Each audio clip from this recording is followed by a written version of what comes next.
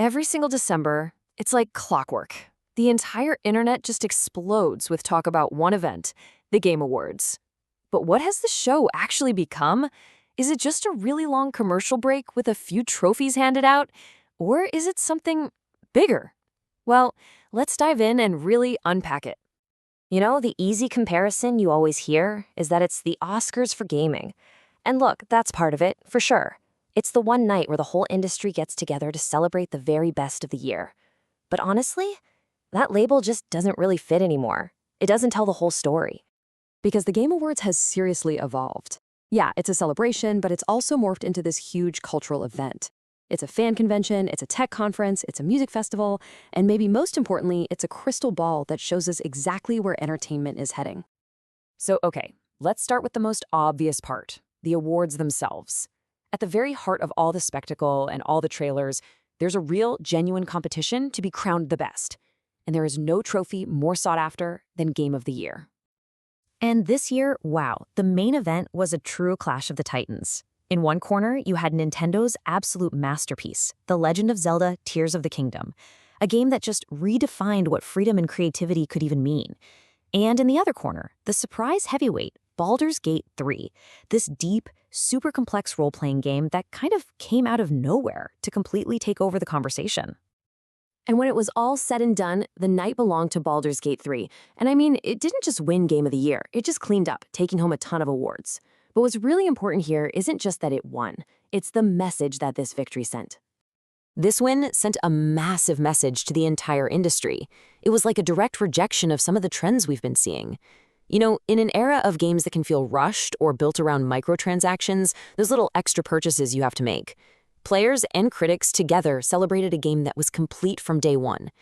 It was built on years of listening to players and had, get this, 17,000 possible endings. It was proof that these deep, story-focused, single-player games aren't just surviving, they're thriving. But here's the thing. As important as the awards are, they're really celebrating the past. For so many people watching, the real reason they tune in is to see what's coming next. Celebrating the last year is great, don't get me wrong.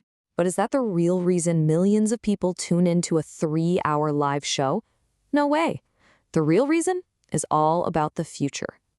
2 words: world premieres. This is it. This is the heart of the hype. The Game Awards has pretty much become the #1 stage for developers, big and small, to reveal what they've been working on to a massive global audience that is just hanging on every announcement. And this year was just absolutely stacked. I mean, we saw the legendary creator Hideo Kojima teaming up with horror genius Jordan Peele for this crazy-looking project called OD. We got a jaw-dropping first look at Monster Hunter Wilds, a surprise Blade game from the incredible team at Arcane, even a free expansion for God of War Ragnarok announced and released just days later. It's just a non-stop barrage of reasons to be excited to be a gamer. And that's exactly why this quote hits the nail on the head. The show isn't just a look back.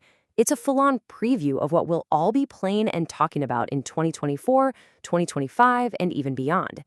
It's become the place where the entire industry sets its agenda for the years to come. So we've got the awards celebrating the best of the past and the trailers showing us the future. But there's one more layer here, and it's the one that elevates the Game Awards from just an industry show into a true can't-miss mainstream spectacle. This is probably the best way to understand the show today. It's not just for hardcore gamers anymore. It's a genuine cultural cornerstone. It has the hype of a summer blockbuster premiere, the artistry of a live music festival, and the wow factor of a big tech conference, all rolled into one.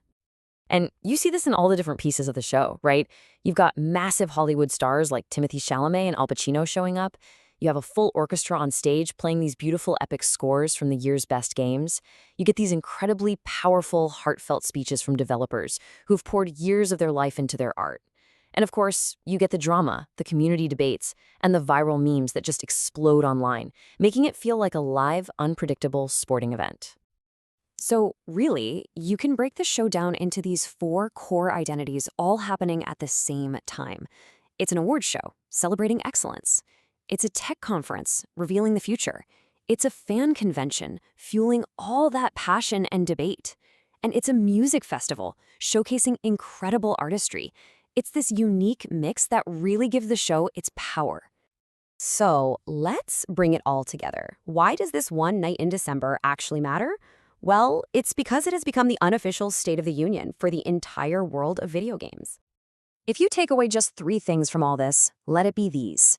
First, quality won big time. Players and critics sent a clear signal that they value deep, complete games over anything else. Second, the future is looking incredibly bright. The sheer number of exciting reveals gives us a ton of reasons to be hyped for what's coming. And third, and this is the big one, gaming is mainstream, full stop. This isn't some niche gathering anymore. It's a major cultural event that's setting trends for all of entertainment. Which, of course, brings us to the final and maybe the most important question of all.